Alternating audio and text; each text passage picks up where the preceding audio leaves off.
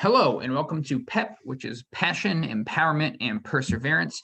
My name is Graham Salinger, the founder and president of Salinger Coaching Solutions, where we empower people and empower success. And today I'm going to talk to Rachel Hoops Linden about her career as a news producer.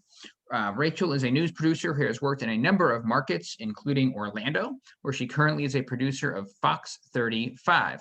She's also worked at stations in Pennsylvania, Kentucky, and Washington State. Rachel began her journalistic career in college at WOUB. She anchored and produced for Newswatch, WOUB's evening newscast. She also produced Gridiron Glory, a weekly high school football program. Her work on that show earned her a student Emmy. She has since won another Emmy as a news producer. Rachel has a bachelor's degree in broadcast journalism with a specialization in mathematics and business from Ohio University, where she also got some honors, including as a member of the Alpha Lambda Delta Academic Honor Society and as the Golden Key Honors Society. Welcome to the program, Rachel. Hello. Hearing all that makes me feel really old that Ohio University was like 10 years ago. Yeah. Yeah, so let's talk about what you've been doing since. Yeah, so at Salinger Coaching Solutions, we focus, as I said, on empowering people in teams and groups. And I always like to kick these conversations off by just asking my guests about what got them into like their profession. So what sparked your passion for journalism in the first place? I honestly can't remember. Like when I was in high school, I didn't know what I wanted to do. And when I filled out my college application, my best friend was just sitting next to me in a government class and she picked one. I was like, that sounds great. I'll go with it. And I believe at the time it was newspaper and magazine journalism. So I got to college, I did the journalism 101 class, and then there was a class, something about broadcast. So that's when I switched my major from magazine, newspaper to journalism or to broadcast journalism. It was very hands-on. It was just so interesting. When I was a kid, I never pictured myself working for the news. I didn't know what I wanted to do. But when I got to college, like that first class in college, I was like, this is amazing. This is what I want to do. But I didn't know what form of journalism I wanted to do. But with the broadcast, like there was WOUB, we had this whole radio and TV studio, and I was there for 4 years, and here I am. Very cool. It's always good to have a best friend like that. So I know it's great. I had to get a cross country practice, and I needed a major because the application was due. Uh-oh. So you didn't do journalism in high school prior to that? We had a school newspaper, and it didn't really stick around. I think I maybe did it 1 year. I really can't remember anything about it. I don't think there was really much to the paper. Mm. I mean, I did like writing. I really did like writing, but I don't remember how we even got to the page of broadcast journalism. I mean, I was just very lucky that I got into it and I loved it. When I was younger, I don't think I knew what I wanted to do. I just didn't want to be an undecided major, I feel like. So I went with it and it worked. I got really lucky that it worked for me. Yeah, that's good. Yeah, one of the things you've already sort of talked about how like your friends at the time sort of helped guide that. And one of the things that we talk about, or that I talk about in my coaching practice, is the importance of relationships and how relationships are foundational, not only in life, but also in work. And so I help organizations and people build structures and relationships that are really meaningful and healthy in ways of making sure that people are really successful in work and making sure there are strong relationships. So a lot of the time when I'm interviewing guests for the show, they talk about people in their lives who have been really influential for them and sort of paramount to their success. So I'm just curious, Rachel, who have those people been for you, and what important guidance did you get from those relationships? I know my friends and my professors in college really helped steer me to what I wanted to do and really put me on the path to being a producer. Because, like you said, at WOUB, I anchored and produced. I didn't really know what I wanted to do at the time when I graduated college. I think I had 3 different reels. And my first job, I had actually interned somewhere in Washington State where my now husband was working. And I kind of got in by knowing those people, and they helped me become like, okay, you're really good at producing. Let's put you on that path. So that helped me. the people that worked in Washington State really helped me, I guess, mold my skills. And then from there, like each place that I've gone, like it's you really have to like know people and you don't want to burn a bridge. Like you Mhm. never know. It's a small world. You don't want to burn any bridges. So that's what I tell myself. I don't want to say like there's any certain mentors I can't think of because every job that I've had, like the news director for each place, Mhm. they've all taught me something and I value that and I use that to get me to where I want to go. Mm. And Yeah, they're all can you older than me, so they know what they're doing. sure. They're where I wanna be, so I look up to them. I take what they have to tell me and run with it. Okay, so sort of a combination of wisdom and skills. Yeah, just learning from everyone that I've worked with, because obviously I've moved around a lot, like you said. Right. So using that knowledge to get where I wanna go. Just I listen to the people older than me because I wanna be a news director at some point. So the best advice to get it from are the people who are doing it now. I don't know much about broadcast journalism. Is that where you just said like that goal is that the next thing after producer? It's like producer, news director. There's executive producers, there's assistant news directors, and then eventually a news director. Okay, cool. So eventually, my next step would be an executive producer, which is where I want to be. Got it. Okay. Yeah, what are like the important skills that are needed to be in your profession at the top level? You need a lot of patience. You need to be able to meet a deadline. Being creative to set yourself apart from. There's a lot of producers out there, and we all can write. We all can stack a show. You have to be able to think of like creative ways to tell a story. Like, yeah, I can write an intro and toss to a reporter, but when I look at an intro, I'm like, what graphics can I use? What video can I use? Imagine just looking at a TV and seeing a person's face. Do you know what the story is about? Cool. Yeah, I'm glad you mentioned creativity. Can you walk me through the creative process, what that looks like with your production team? I asked that because a lot of when I work with organizations that are stuck or they're not able to fully get the best out of people or things aren't gelling, oftentimes it's just something is getting in the way of creativity. So I really like to talk to my guests about what creativity looks like in their work. So can you talk a little bit about what like putting together a broadcast? What is that like? What does that creativity like look like? So I start my day at 9 o'clock in the morning. We have a morning meeting. We go over all the stories we want to do. We assign the stories out. Between 9 and 1 is I stack my show. I find all the news stories of the day, put them in one place. Figure out these are the stories that we're going to discuss today. How do we want to tell them? Then our 1 o'clock meeting rolls around, and that's when things really start to come together. We find out what are the reporters doing for the day.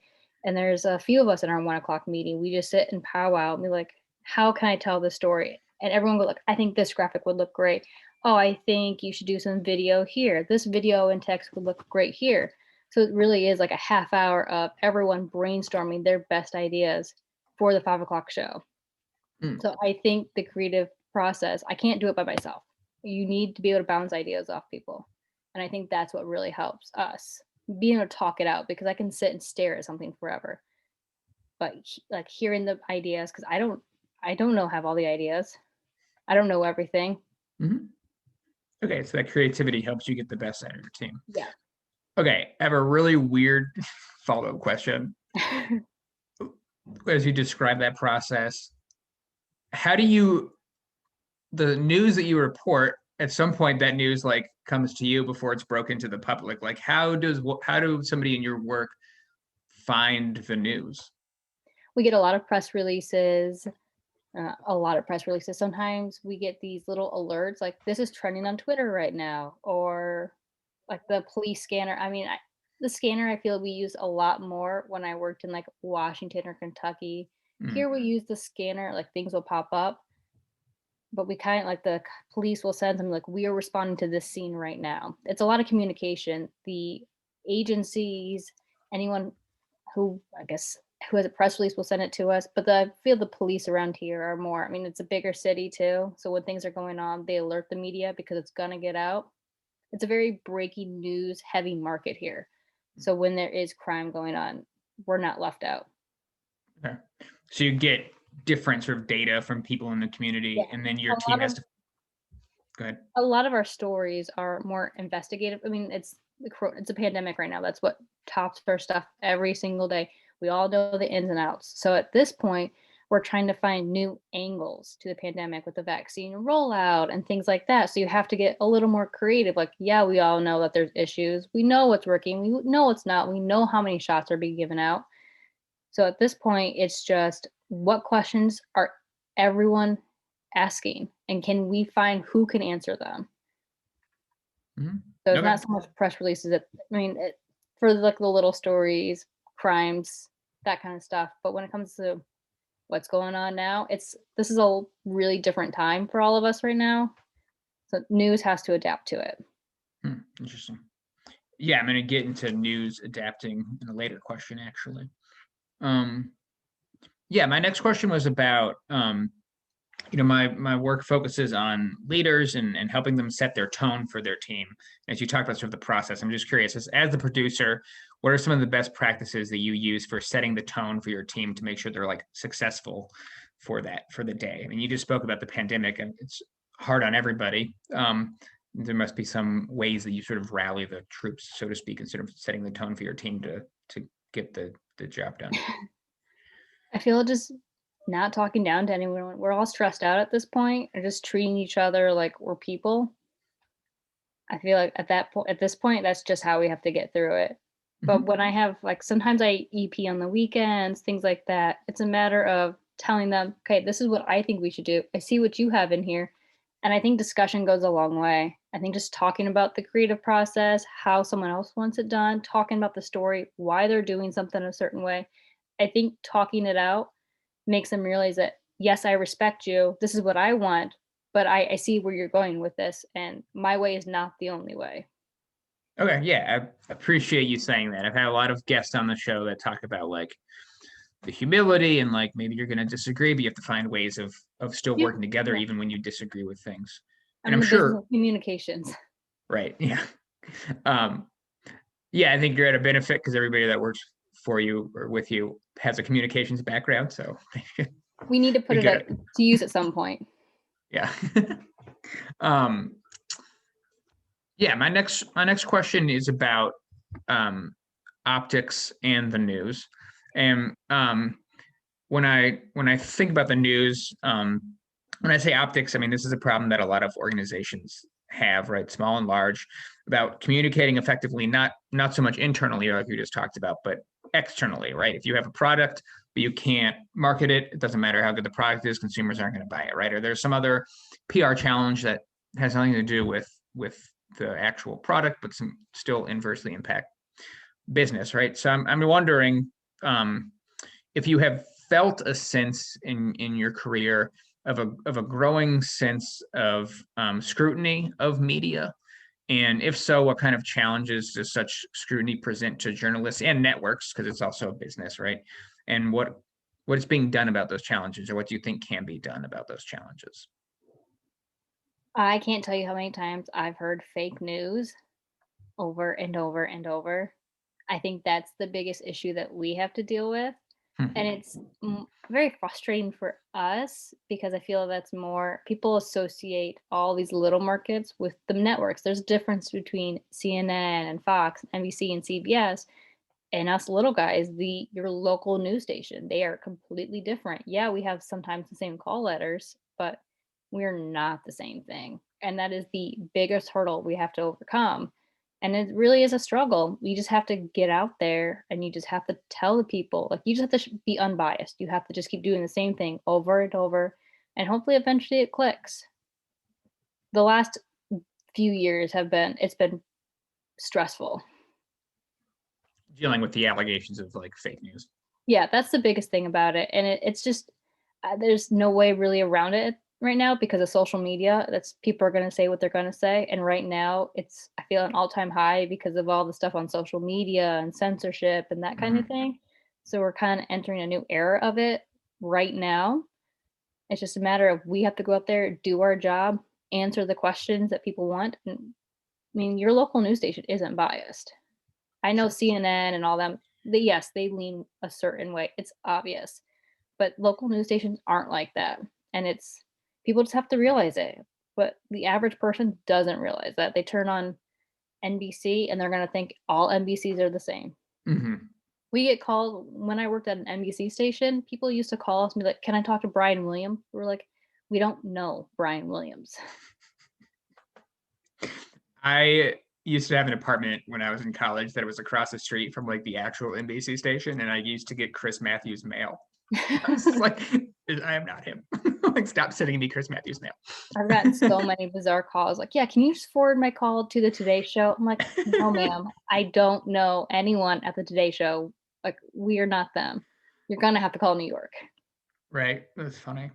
Um, that brings up an interesting point though, because one of the things that you talked about when I asked about the creative process was you said you and your team sort of filter, they get things from non-traditional media, right? Like the Mhm. social media stuff and like Twitter is now like the thing that breaks the news. And Yeah. oftentimes media is like reporting on Twitter. And then afterwards, it's like, we don't know the credibility. Yeah, how does news adjust to social media, both in terms of the pace that things are being reported, but also the credibility and the fact that social media is inherently biased when media is not meant to be? When we see certain things on Twitter, we get a lot of news from Twitter. Like the other day, for example, we saw like there were shots fired. That a call came in, it was like shots were fired near Parkland, where that shooting was a few years ago. And we were all prepared, like, we need to break in. It's going to be a big deal. We had saw it on Twitter. So we're calling the Broward County Sheriff's Office. We're calling the schools. Turns out it was like a suspicious call, prank call that was called into like a middle school near Parkland. Mm, But like we can't just go off of it just because we see it on Twitter. We still go out and verify it ourselves. We call everyone that we know. We call, in this case, it was the schools, it was the sheriff's office, it was the police department, anyone nearby. Like we've even called businesses before, but like, hey, we heard this was going on near this street. Do you see anything? okay. Yeah, so you Like, have we don't just run with stuff that we see on Twitter. Like we go right. out and feel I mean, it helps. Twitter does help a lot when we can't cover it all. So we'll get alerts like this was just popped up on your area in Orlando on Twitter. Like, check it out. We get alerts for those. Gotcha. Um, yeah, we're sort of already talking about challenges, and I bring up challenges because I don't think I may have not have said this at the introduction, right? My coaching practice focuses on helping people with their passion, which we identified at the beginning, helping people think about the purpose, and then perseverance, which is sort of like when you have something you really want to do and set that goal, but you have curveballs coming and they're making it hard. And so I try to work with my clients and helping them or their teams or their group culture really work through some of those challenges. So I'm just kind of wondering what are some maybe other challenges that you have faced in your work, and what are some ways that you've been empowered to grow and learn from those challenges? I want to say the biggest challenge that I have faced being in a newsroom is this pandemic. This last year has been the hardest year in news. We've had to like I'm used to being in a newsroom. I type the show, I booth it. This year, I was working from this office. Like I put things on TV from this office, which Mm, is not easy because I'm not in a newsroom. We're in a business of communications and I'm not sitting in a newsroom communicating with people. So that was really hard, and then on top of that, I was doing the 6. So to help people to have someone in the building, we had the I was doing the 5 and 6, so the person who would do the 5 could booth both the shows for me because I can't be there. So that was hard, so I'm have to communicate with this person who is 7 miles away from me. So I have this iPad that I was using as a Zoom. This laptop was set as a Zoom. I have another laptop that I was using to like type on. I have another desktop here that was a TV for me. So this room was just covered in electronics. That was definitely the biggest challenge. And then being creative on top of that, it was hard because I'm not there to have powwows in the newsroom at 1:15. Everything I had to do was through top lines for my uh, the thing that we use iNews. So I can message someone and be like, "Hey, can you write this for me?" Or I had to call everyone in the newsroom, and it was exhausting. mm. How many people like are on your production team that you have to like work with remotely now, like throughout the day? Most of our people are back at the station. I'm back at the station. I just do the 5 now. Um, but on a normal day, I would say I have a couple of writers. I have a director. Um, those are the most of the people that work on my show. On a good day, I'll have On the good day, I'll have at least 2 writers, and then I have a director. And that was another part of working here. I have to tell my director what I want for 2 shows, and it's not like they're not on Zoom. Like, the rest of the newsroom was on Zoom, but the director wasn't, because the director is secluded somewhere else in the building. Mm, yeah. Sounds But hard. it was hard, but Yeah. we got through it. I mean, Good. it really forced me to grow as a producer, because I had to find ways to force myself to be communicate. I had to communicate with everyone. I had to find a different way to do it, because I couldn't just keep calling people. Zoom wasn't happening.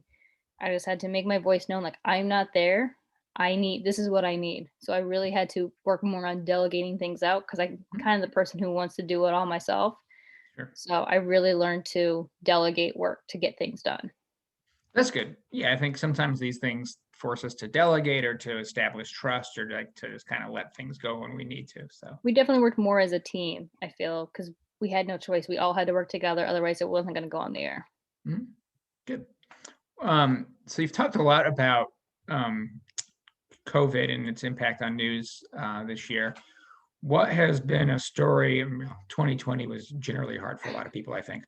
What has been a story that you really liked telling this year or last year, I guess? Now we're not 2020 anymore. What Oh gosh. if you think about something real or a story from 2020 that you think back on that you're either proud of or that you're happy that you reported? What's something that sticks out? Well, I was really proud of our Black Lives Matter protest coverage. That's what won me my Emmy last year. Oh, I mean, it happened the like downtown Orlando. Just it wasn't like violent protest or anything. It was just like, we don't really get protests that often in Orlando. It's not something, I don't want to say it doesn't happen, but you just don't see it very often. We kind of joke like, oh, there's a rally, maybe there'll be a few people out there.